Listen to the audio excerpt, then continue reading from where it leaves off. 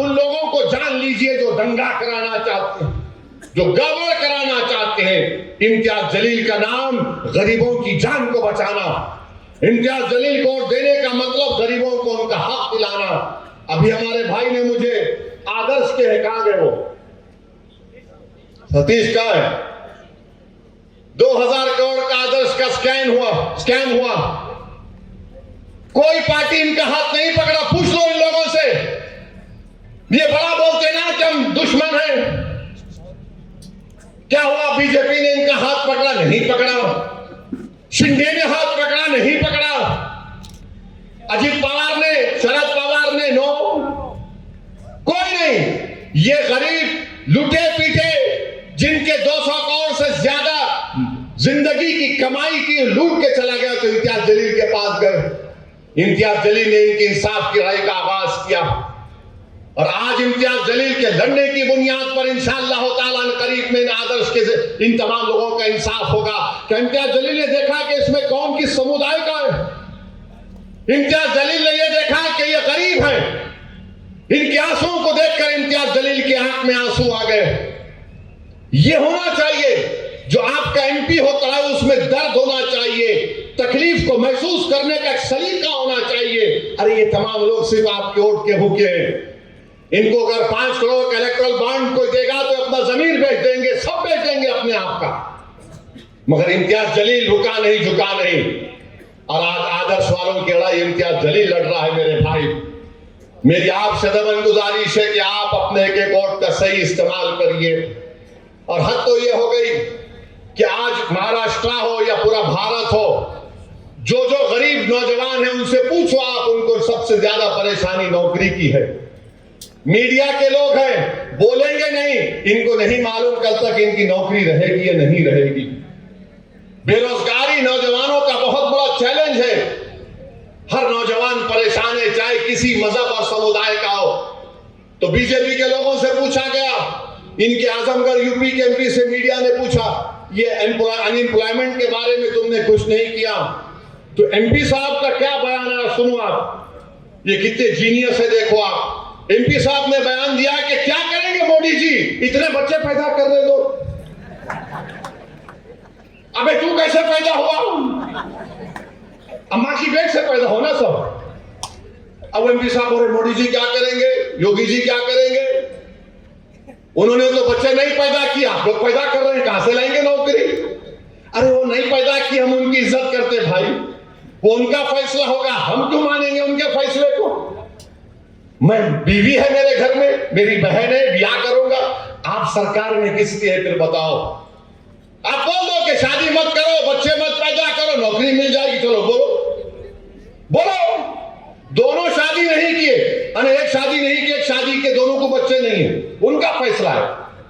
मगर एक प्रधानमंत्री बन गए 10 साल से, एक मुख्यमंत्री बन गए, तो मालूम हुआ जो बच्चे नहीं पैदा करेगा उसको ही मिलेगा क्या मलाई? ये क्या बात है बताइए? मजाक उड़ा रहे हैं गरीबों का। उन बेरोजगार नौजवानों के दिलों पर क्या गुजरती होगी जब इस तरह के बकवास को सुनते हैं कि बीजेपी का एमपी कह रहा है। और याद रखिए, आखिर में कह रहा हूं, अगर दोबारा बीजेपी को वोट मिलेगा तो नरेंद्र मोदी अंबेडकर के बनाए हुए संविधान में तब्दीली लाएगा या उसका नया संविधान बनाएगा। लाख बीजेपी कह ले, कभी यकीन नहीं करना इन लोगों पे, कभी यकीन नहीं करना। आप बोलेंगे ओवैसी तुम क्यों बोल रहे, तुम प्रूफ दो, क्यों यकीन नहीं करना बीजेपी के ऊपर? क्या 2014 में मोदी ने नहीं कहा था भाइयों बहनों 15 लाख? कहा था ना? नहीं कहा था? कहा था ना कि जो मानते हैं, कहा था, हाथ उठाओ। मीडिया के लोग भी उठा सकते हैं। आप 15 लाख की जगह 15 पैसे आए। अब मोदी जी की बात का यकीन कैसा करेंगे? 2 करोड़ नौकरी हर साल देंगे बोले थे, आज की तारीख में 2024 में 14 लाख वो खुद कह रहे हैं। बताइए कैसे भरोसा करेंगे आप? याद रखिए, इस देश की सबसे बड़ी ताकत अंबेडकर बाबा साहब का बना हुआ संविधान है। अगर यह संविधान चला जाएगा तो सब चला जाएगा, याद रखो। तो संविधान को बचाना है। यह संविधान हम सबको बराबरी का हकूक देता है। यह संविधान कहता है कि कोई बड़ा छोटा ये संविधान कहता है कि गोरे को काले पर फौकियत नहीं। संविधान कहता है कि जो मोची होगा और जो बड़ी बिल्डिंग में बैठा होगा वो सब बराबर होंगे। ये चाल है, ये साजिश है उनकी संविधान बदलने की। जब संविधान बदलेगा तो आरक्षण चला जाएगा। याद रखो मेरी इस बात को। मैं तुम्हारे वोट लेने के लिए नहीं कह रहा हूं, सच्चाई बयान कर रहा हूं। इसीलिए आपको पार्लियामेंट में अपनी एक बेहतरीन आवाज को भिजाना है। इम्तियाज जलील को कामयाब करिए और 13 तारीख के दिन जब आप पोलिंग बूथ को जाएंगे तो खुदा के लिए सेल फोन लेकर पोलिंग बूथ को मत जाइए। हम क्या होता सेल फोन लेके जाते, अब वो रूल्स में है सेल फोन आप हाथ में पकड़ कर नहीं लेके जा सकते, तो सेल फोन मत लेकर जाइए। अपने पूरे फैमिली को लेकर जाइए। नौजवानों की जिम्मेदारी है, पोलिंग बूथ को जाइए, पतंग के निशान की जगह बटन दबाइए, वो स्लिप निकलेगी, उस स्लिप में देखिए कि पतंग के ऊपर आपने बटन दबाया तो उस पर पतंग का निशान है या नहीं। फिर बाहर निकलकर पोलिंग बूथ से 10 कदम आगे जाके एक सेल्फी लेकर इम्तियाज भाई पतंग उड़ रही गंगापुर में, करेंगे ना ऐसा आप लोग? मेरे को भी टैग कर देना, इम्तियाज भाई देखो पतंग उड़ रही पूरे गंगापुर, पूरे आसमान में पतंग देखना खाली। जो आखिरी इलेक्शन बोल रहे हैं उन्हें निकलना भी नहीं घर से। अब 20 साल बहुत लंबा टाइम तुम्हारे को दे दिया। अच्छा क्या बोलते थे उन्होंने? खान बान बोलते थे।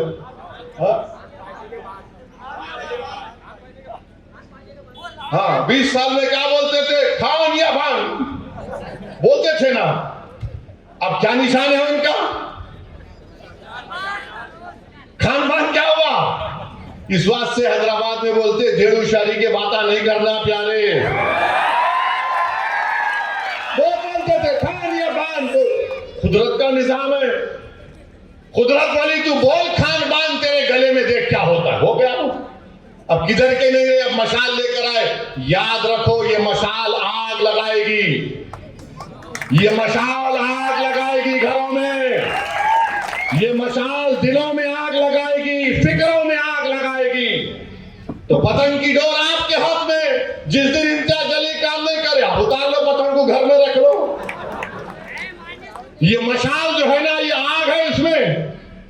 याद रखो आग से सौदा नहीं करते। बड़े बुजुर्ग क्या बोलते? बाबू बेटा ना आग के करीब जाना ना पानी के करीब जाना। बोलते नहीं बोलते? तो जरा आग से दूर रहो। और इंशाअल्लाह ताला 13 तारीख को हम अपने वोट से आग को बुझा देंगे हमेशा के लिए, अमन को बहाल कर देंगे। और औरंगाबाद में इंशाअल्लाह ताला मोहब्बत कामयाब होगी, नफरत हारेगी, जालिम हारेगा, मजलूम और कमजोर ताकतवर होगा। यही चंद बातें मुझे आप तक पहुंचाना था। और मैं उम्मीद करता हूं कि इस बार गंगापुर से 56,000 नहीं 1 लाख के ऊपर जाएंगे आप इंशाअल्लाह। 56 इंच का सीना आप लेके जाएंगे और पोलिंग बूथ से निकलेंगे तो बोलेंगे अब की बार इम्तियाज 1 लाख इंशाअल्लाह ताला। तो यही बातें आप तक पहुंचाना था। आपका बेहद शुक्रिया कि आप आए। आप तमाम से मेरी अपील है कि औरंगाबाद को मजबूत रखिए, औरंगाबाद के अमन को मजबूत रखिए, औरंगाबाद में जो भाईचारगी का माहौल है उसको और मजबूत रखिए। बहुत बहुत शुक्रिया।